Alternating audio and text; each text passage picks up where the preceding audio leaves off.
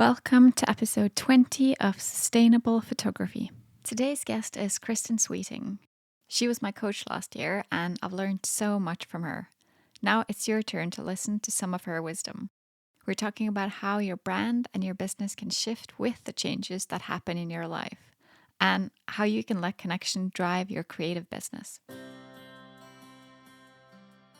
You're listening to Sustainable Photography, where you get support and education to build your profitable business in a way that supports your way of living. I'm Ingvild Kolnes, and after 11 years as a photographer, I want to share what I've learned with you.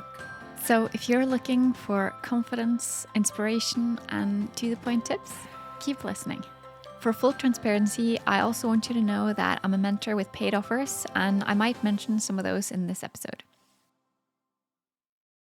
Hi, Kristin. Welcome to the podcast. I'm so excited. Thanks so much for having me. I'm excited to be here. Yeah, so much fun to talk about you and your background and how you got started as a photographer. Maybe you can start there to say a little bit about that and how you got into being a coach. Yeah, totally. I was like the creative that tried every single kind of creative business before I did photography.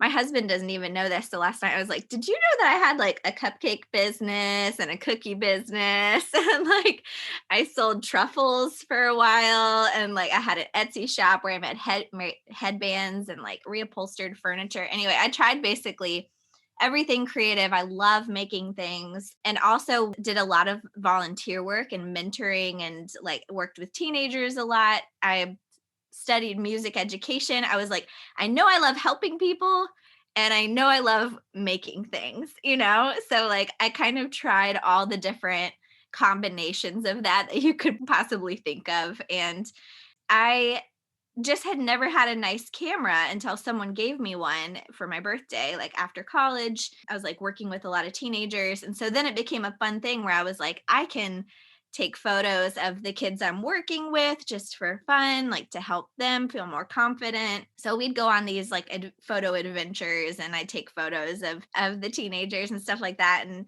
then their families hired me for their senior photos, for their family photos. It just like very naturally grew really quickly, and then I quit that job and have been a full-time photographer ever since then. So it's like it kind of is crazy how, tried a lot of businesses that didn't really go anywhere and then found photography, and it just pretty naturally, I mean it took time, but naturally kind of developed from there. So.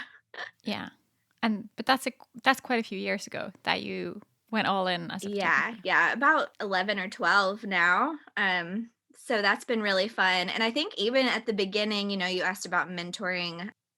Even at the beginning of doing photography, because I had been mentoring in this other capacity, I already had people who were like, "Can I be your intern?" Like before kind of it was a thing to charge for mentoring or coaching. It just wasn't that big yet or well known.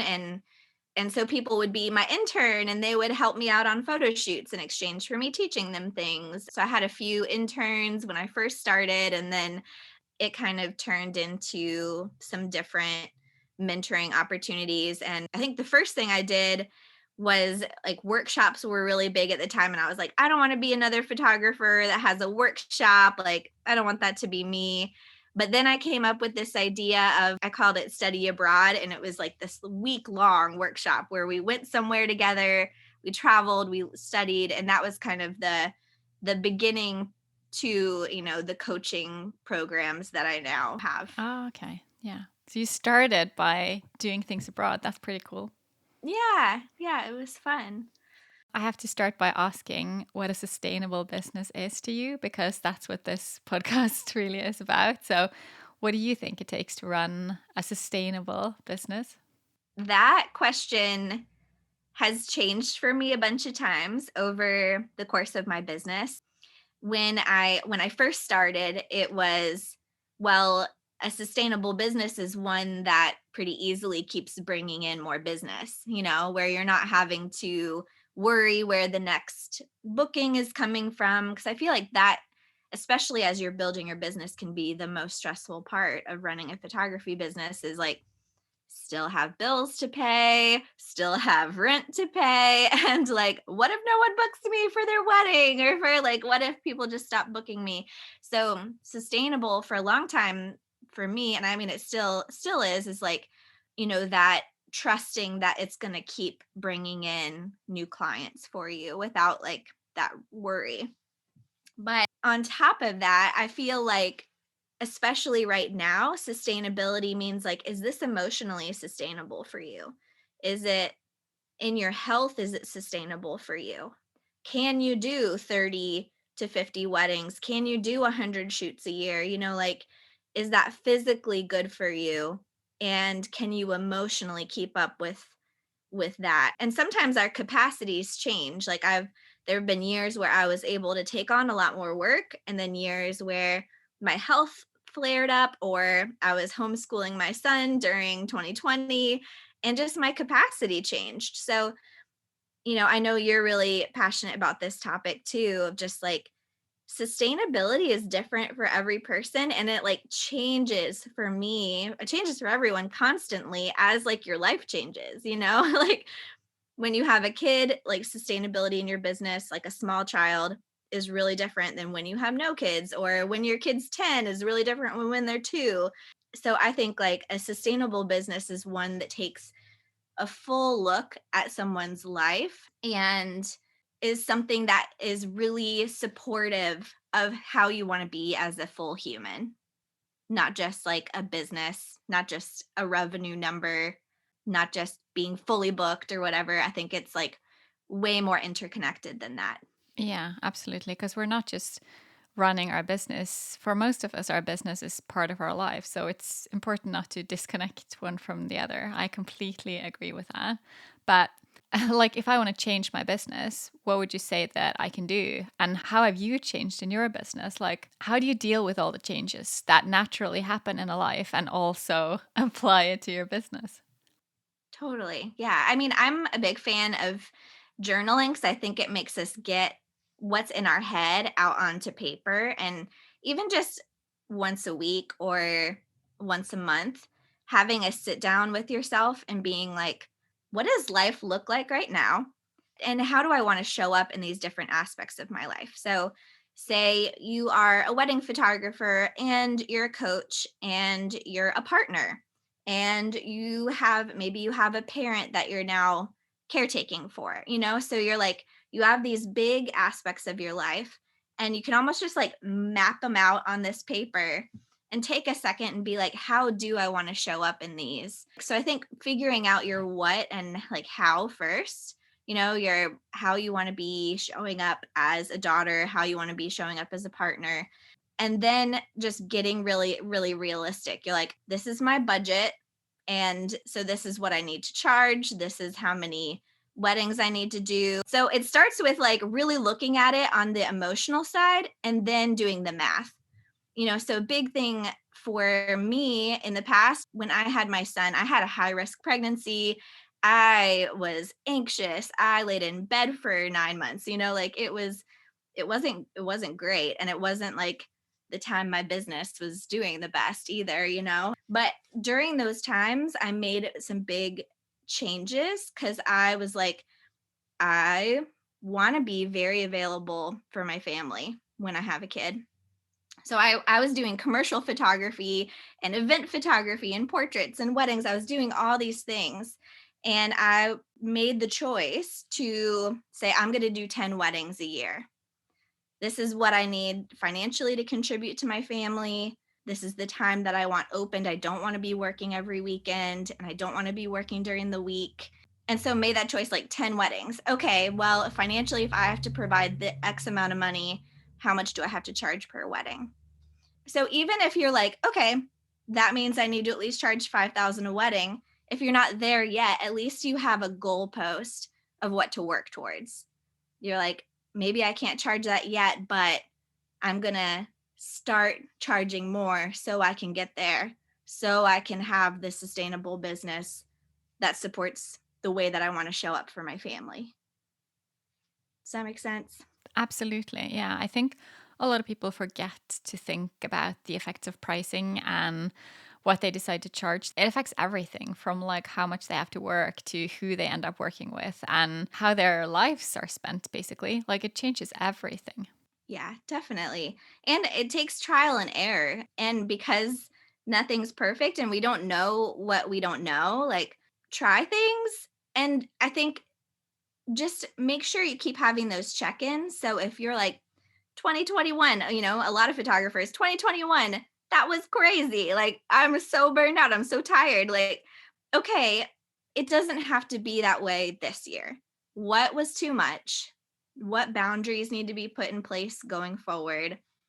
How do we need to readjust our pricing so that we can have more free time? It's a great time right now to make a lot of those adjustments. And I think that's also why I'm such a fan of not booking too far into the future. I see that a lot of people are happy when they've booked a wedding like 2 or 3 years away. And it's like, oh, that's crazy. I would never do that because I would probably want completely different prices. I don't know how much I would want to work.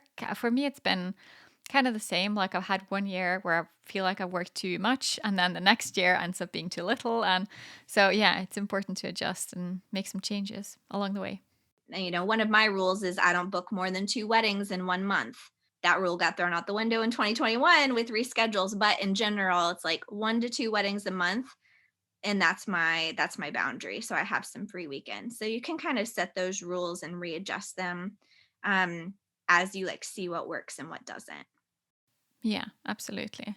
And I also know that connection is very important to you and your business, both in the way like you don't want to take on too many weddings because you want to actually get to know the people that you're photographing. And also in terms of your coaching, maybe you can speak to that a little bit and maybe give some advice to how other photographers can let connection drive their creative business. Yeah, yeah, totally. So I mean, to start with weddings, there was a wedding that I did a few years ago. I mean, it was probably a lot of years ago now, where it was a friend of mine. So someone knew really well. And I showed up at the wedding. It was pouring raining. She was stressed out, but I was able to guide her through that day emotionally as a friend. I knew all the important people there on her wedding day. I knew who she would want a photo with. So when she was distracted, I could be like, hey, come over here. Like, let's make sure we get a photo with this person because I know they're really important to you. And I walked away from that wedding saying, like, I do such a better job for people when I'm working for my friends. Why is that? And I realized it was because I felt really connected to that person. I really knew her. I understood her like fears and I understood her values. And so I took that and tried to apply it to everyone that I worked with from then on. I was like, the way that I love working is to feel really connected with each client, like I've been their friend for years. And so, how do I make that happen? And I found that that totally transformed how I photographed weddings because I go in knowing every like family member's name, who's important, what that couple really wants to feel on the day, who might be a trigger person for them, like who might stress them out. Like I am their friend. And so the way that I can capture their day is way more intimate, it's way more connected. I can guide them through a day in a really meaningful way and can have a conversation if I see someone is feeling stressed. So I can't do that for 30 people in a year. I just can't. Going back to the sustainable thing, like I don't have the capacity to learn all those names for 30 different couples, to really understand all those different aspects of someone's life or their values. So, part of being able to do that is limiting numbers, raising prices. Also, I keep very detailed notes on everyone I work with for weddings, for coaching, because each of those things is so individual. And even if you're working with someone in a group setting, like it's still an individual within a group. You still have to know that person's fears, what motivates them, what encourages them, what they're striving towards. And so it takes like a lot of kind of like holding space for each person. So again, that's kind of part of why sustainable for me, and this isn't going to be for everyone because not everyone runs a wedding day the way that I do, but sustainable for me is smaller numbers, higher prices, and a lot of space in my schedule so I can give that attention to each person. So yeah, that one instance at that one wedding was like the light bulb moment of this is when it feels like I'm doing my best work. And so like what do I need to put in place to let that happen? This is just a quick interruption to say that this episode is brought to you by the Sustainable Photography Program. So let's just get you to a place where you can make more money so that you can enjoy life more. A place where you're attracting the right clients that will give you your creativity back. And while we're at it, let's make sure you spend less time working in front of your computer. Instead, let's build your confidence and your mindset to a place where you can reach your dreams.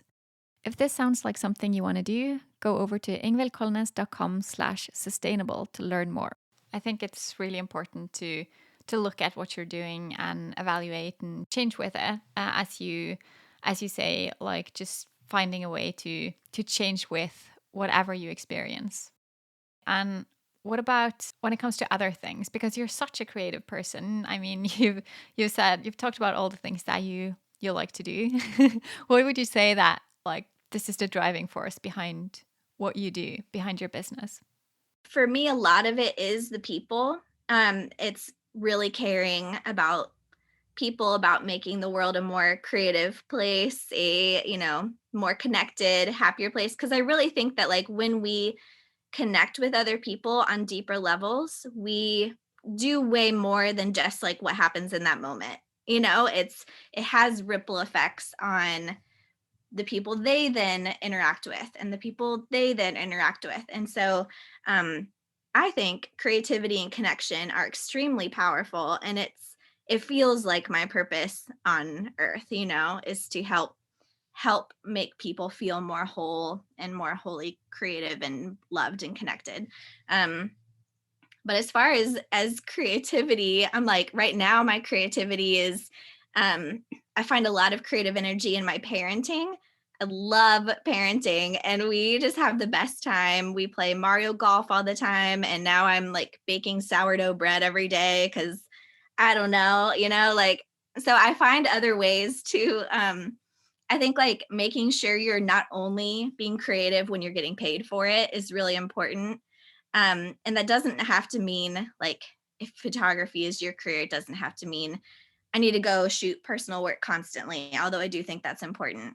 It can also mean go, paint something random on your wall, or go like plan a creative trip for you and your friend, or like allow yourself to experience the creativity that you're helping your clients experience because that is what helps feed it and keep it coming back. Otherwise we're like we hit walls in our creativity when we're only giving and not also receiving that energy back. Ah, wow. Yeah. That's a nice perspective. I think when you're a photographer and you kind of need to feed your creativity, it's easy to think that, oh, it has to be photography related. But yeah, of course it doesn't. I call it cross training. Like have you ever run a race or done sports or anything like that? I'm I'm like the least athletic person ever, but for some reason I still like running. I just run very, very slowly, So I've been training for something again. I haven't trained for a race in over 10 years. Slowest marathon runner you've ever seen. It was like a 5-hour marathon. It was really slow. So I'm training for something again. And it just reminds me like you have to consistently run 2 short runs a week, 1 long run a week, and you have to slowly build it up. There's so many like parallels to business. Like you have to keep showing up, you have to go out and run when you don't want to, when your knees hurt and it's snowing. And then you have to do like the short training runs and the long run where you keep pushing it higher and higher. And then you also have to cross train. So like on Sunday I do yoga or I, play soccer outside with my son or lift weights. And I think creativity works similarly of you can't just eat, breathe, sleep photography. like go to a museum and look at art. Get your colored pencils and markers and paint out and just like make something messy over here, like I think that that is so important too, because it's really easy to just only look at our peers' work, only look at other wedding photographers' work, and all of a sudden we're all just doing the same thing. And that's not creativity. So true, absolutely. But you've worked with so many photographers and also other creatives over the years, and you've probably seen people make some mistakes. What do you think most people mess up when making their creativity part of their livelihood? I think the easiest thing to mess up is to do what everyone else is doing or to overthink our own, like what's pulling at our own soul, like overthink it so much to the point where we lose kind of that spark or that joy in it. It won't be perfect on the way to building your business or honing your style or your branding. It's not supposed to look perfect. It's supposed to be messy. But when we are like, oh, I shouldn't do that because, no one else is doing that, or I shouldn't do that because it's not high end enough or whatever, it takes some of the magic out. So I feel like times where I don't really consider anything a mistake. I think everything is a learning experience. I think it's all really valuable information, even when we make like mistakes. But I think like if there's anything I regret, it's the years of overthinking what people would think about me if I stepped into something that I really wanted to do. It's the years of watching, like trying to align myself with too many other people instead of kind of doing the harder and more courageous thing, which is to do something completely different than everybody else.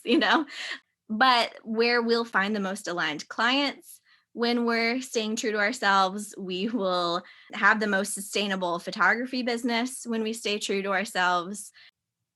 But it's so easy to absorb other people's goals for us or other people's ideas of what success is. And everyone will do it at some point. So like that's okay. But just keeping, being able to see, being able to check in with yourself when you be like, am I doing this for me or for someone else? Is a really good question to keep asking. Have you have you ever felt like you've been in kind of a creative drought? I mean, just because you're so creative, have you ever had that feeling of I don't know what to do now? Oh, yeah, I hate being in that place where I'm like, "Oh, no." And the more I try to think my way out of it, and I do this with lots of things, like, the more I try to logic my way out of it, think my way out of it, the more frustrated I get. And so if you're in that place of either burnout or confusion, or I'm looking in all these directions and don't really know what to do, my best advice for that is, like, get out there and do stuff that sounds exciting or try something that you liked when you were a kid. I've been doing a lot more kind of inner child work or like going back to my authentic self. So, a way to kind of practice that is think, what do I remember about myself as a kid? So, Kristin, as a 4-year-old, 5-year-old, like made her own hair scrunchies and dressed herself in bright colors that nothing matched and was very friendly, was always helping, like volunteering with the older ladies at the church. And we worked in a soup kitchen, and I would go around and like offer people massages and be like, can I like brighten your day? So like my authentic self is not afraid of what other people think about her, is wearing all the bright colors, even though everyone else is wearing neutrals, has that big scrunchie in her hair, and is making friends with everyone she sees, and is in her bedroom making like jewelry and things like that. So, like, what did your child self do? Was she riding horses? Was she playing soccer? What, like, go back and explore some of those parts of you. And it might seem like totally different than what you think you should do to build your photography business. Or you're like, this one thing really interests me. Follow that. Be like, could you photograph something that's related to something you really love? Could you make it a personal project? Could you go volunteer in this way? Everything is a little path, like a little stepstone on a path towards where you're going. You don't have to see the 100 steps ahead of you. You just have to take those next steps. And like I told you, I was a music major who then worked at a mega church that then like did all these different things that don't seem like they make any sense, and they all were part of bringing my business to where it is now, bringing me as an artist to where I am now. So just like go and try some stuff. Do some things that don't make sense to other people, because that curiosity is really, really important. I think a lot of people might lose that along the way, probably as you're trying to like fit in. Even if you can maybe find back to where everything stems from, it's probably hard to do the thing that you maybe think you should. Were you able to use what you remembered about yourself as a child to let that give you more creativity? Yeah, I feel like I'm a little bit in that spot right now where I noticed myself approaching burnout, and so it was like, whoa, whoa, whoa, we got to figure some stuff out. So I'm back in the kitchen baking. I'm back doing things that I loved as a kid. I'm going on walks and runs, and one of the things I talk about in some of my programs is like when I was going through a really hard time, and I started doing like dance runs where I would like dance down the street and just like anything to kind of like break that cycle of it really matters what other people think about me. Try dancing down and skipping down the street and see what people think. Like it actually doesn't change, like it doesn't matter. No one knows you anyways, but it's like so uncomfortable to do that. And then it also is like so freeing at the same time. You're just picturing me dancing down the street, right? I was actually, yeah. Were you wearing colorful clothes as well? Oh, of course. Yeah. Yeah. Perfect. Where do you think it kind of stems from, your passion to help others with their business? I had so many years of suffering. Pain is real, but we create our own suffering, Like I had so many years where I really let myself suffer in my business. And I don't want other people to have to suffer in their business. I think that your creative business can be such a place of healing and joy and passion and purpose. And I think that when we are more lined up with that version of ourselves in our businesses, so many good things come from that. So many good things in the world, in our communities, in our own families, in our lives. So it feels like helping someone break free of like a cage that they put themselves in. And I think that's just like my favorite thing to see. Yeah, that's really nice. But what if the person who's listening right now wants to have that kind of a business? One that they feel more connected to and work with people that they feel more connected to. What can they do? Like right now. Right now, it's going to sound scary, but like think about a person in your life that you think is so fun or cool or like you would love to work with. Think about like, because there is someone in your life that you wish you were friends with, or you wish you were working with, or you've looked up to them for forever and haven't told them. Think of that person. And this is just the very first step, but like message them and try to get to know them better, or message them and ask them to model for you for a creative shoot just for free, for fun. Like create something with the people and the energy that you're wanting to attract more of. And I think like I say this and I'm also like I hear people on the other side of the podcast being like, I could never do that. Yes, you could. Yes, you could. Just pick up the phone and put yourself out there. I'm an introvert too. It might not seem like it, but like just try it. Someone saying no is not the worst thing that could ever happen. And they'll probably say yes because people want to put on cute clothes and dance around in front of a camera. I promise you they do. Make your own magic. If you want something to happen, like pitch it or invite someone to do it with you. The best career building things, relationship building things have come from me suggesting it to someone. So I think like just don't be afraid to suggest it. We're taking a quick ad break. After 10 years as a photographer, my friend Geril knew what she was doing. But after joining the Sustainable Photography program, she's gotten so much further. She's booked a dream wedding in Tuscany, completely redone her branding, and has even released a whole new photography concept. She says, the program is amazing. I've been working as a photographer for 10 years, but finally Ingvild has pushed me to be the photographer I want to be. Go for it. So if you want to go for it, then go over to ingvildkolnes.com/sustainable to learn more. I think probably a lot of people would be pretty afraid to do that and take that step. Well, so a smaller step is like, okay, maybe this one person is super intimidating.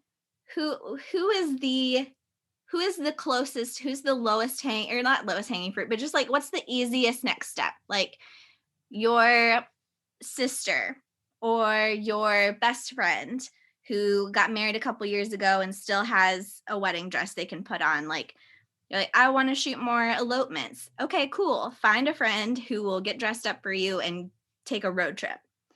So like if what I said first is too like feels unattainable, start with like the next closest thing that makes it less scary, and you can work up to you can work up to the dream situation or whatever that first came to mind. Yeah. Yeah, I just know that for me, just doing that first ask, that can be really intimidating. Whenever I've been on vacation, I've wanted to shoot like a cute couple on the beach or something like that. And that means walking up to them and asking if I can take their photo. And that is such a challenge for me. I think I've seen people and it's like, oh, I'm going to ask them. And then it's just too difficult. But I've managed to do it like in the end. But that's after like days of just dreading it because I want it so bad, but at the same time, it's pretty scary to ask someone that. Probably because it's something that you really want and then more is at stake. Yeah, is asking that stranger, the couples that are a stranger, is that scarier than asking someone you kind of know, or would asking someone you kind of know feel scarier? In this case, it would probably be easier to ask someone I kind of know. And it would probably be easier to do it through like social media to just like kind of get to know them maybe a little bit first and just through some DMs back and forth and then asking. I probably wouldn't ask like straight out, but if it was like on the phone, I would never ever do it. See, you know yourself, you know what's going to be the easier. You're like, okay, asking myself to talk to a strange couple on the beach might be a lot, but like, what if I find a friend of a friend who lives in that town who could model? And there's little tiny steps you can take towards the stranger ask too, like smiling at people at coffee shops. Sometimes it gets you hit on, sometimes it doesn't, but like smiling or talking to the barista, talking to like there's these little ways to kind of build up that courage that don't have a lot of risk involved, and then it gets easier as you go. Yeah, it makes a lot of sense. Yeah, I really like it. That's amazing that you like did that though. That's huge. Yeah, and the funny thing is that the first couple I asked, they were so flattered and they really wanted to do it. And that was after me like wanting to ask them for such a long time. And then when I finally did it, they really wanted to do it, but they were just about to leave to go home from vacation. So I didn't actually get to take their photo. But it did teach me that if I would have just asked like straight away, then we could have done it. But since I waited to the last possible moment, then I missed out. So yeah, taking chances are it's important to take some chances. That must have felt good to realize like, oh, this actually made their day that I asked them to model. And holding ourselves back from some of those scary choices sometimes might be you know taking away an opportunity that someone else would really love. Like Absolutely. Absolutely. Yeah. So it's important to just think about it from the other person's side as well, like giving them the opportunity to say no. Because if they don't want to do it, they can just say no. So when it comes to branding, as photographers, most of us, we're just us, just one person doing photography. And for most of us, it makes sense to have a personal brand. Maybe you can talk a little bit about that and how we can change with it.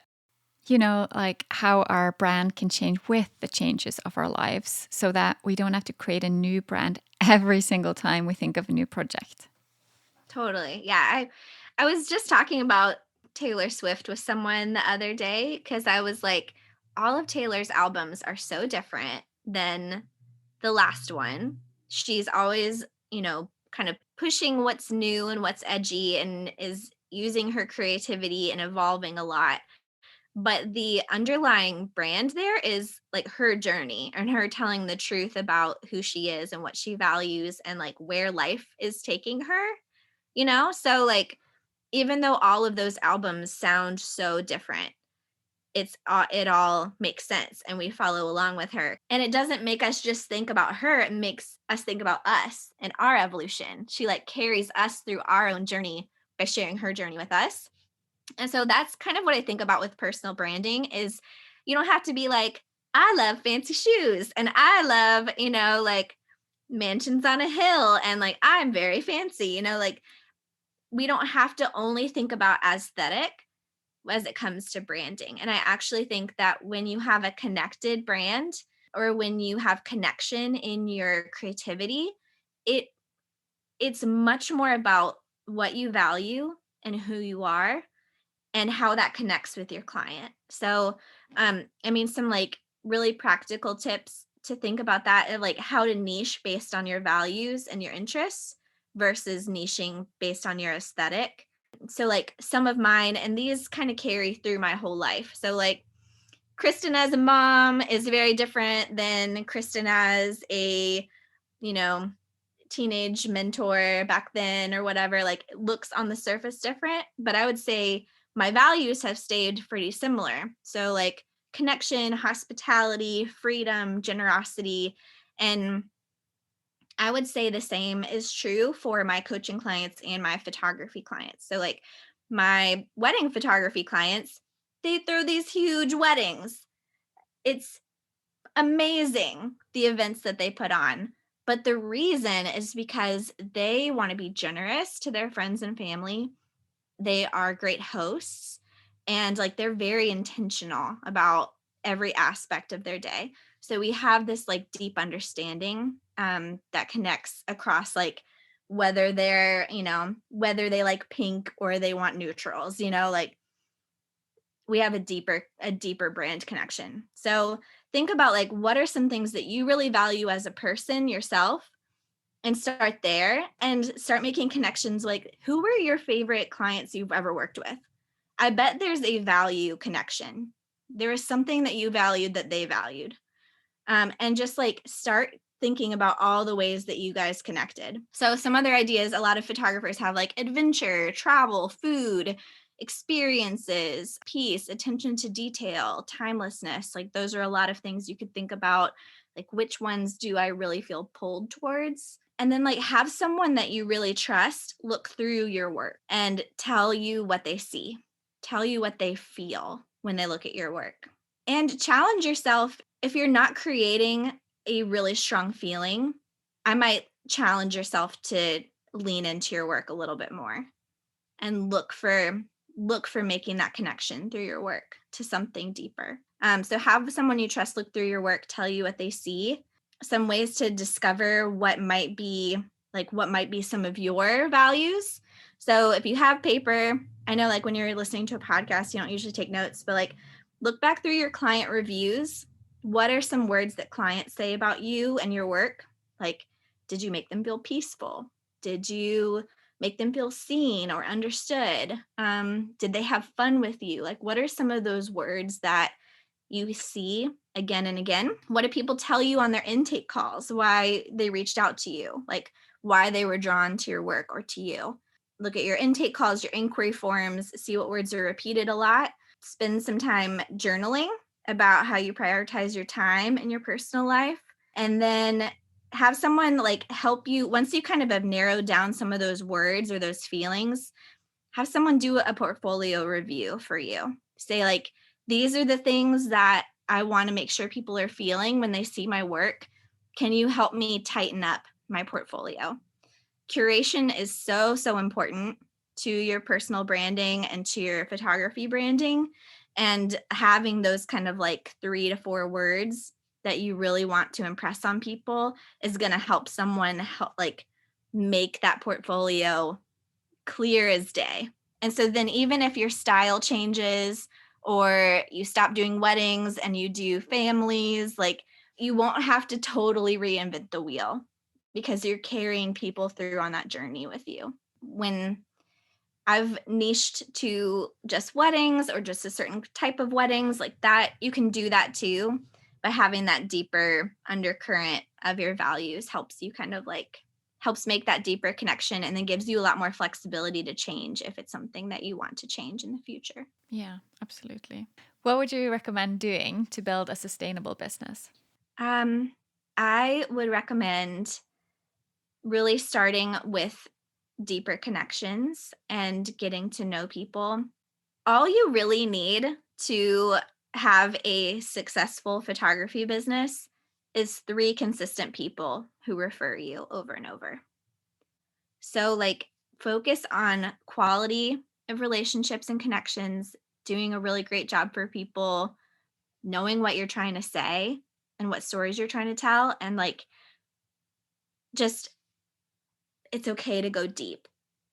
You don't need a million Instagram followers to have a consistent client base. You don't need everyone to know your name to have a really meaningful business. You need 3 people that you change their life so much that they'll tell everybody about it. Hopefully that's encouraging. I think I have felt discouraged when I was starting because it's like, how am I supposed to get those numbers up? How am I supposed to get my work out there for people to see? And it can feel really frantic. Like, see this, look at this, do this. Like you're just kind of throwing things around hoping that something sticks. And focusing on just that slow build and doing a really great job for the people that you're already working with will create a sustainable business. I think you're completely right. Absolutely.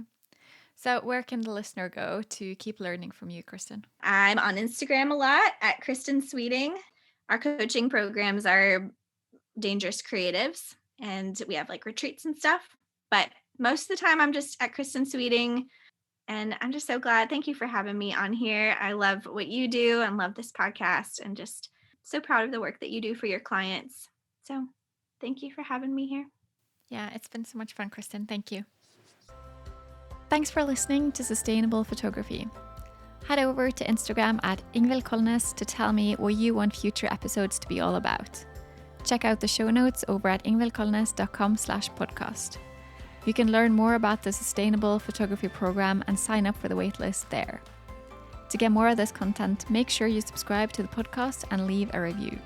Your support makes all the difference. Talk soon.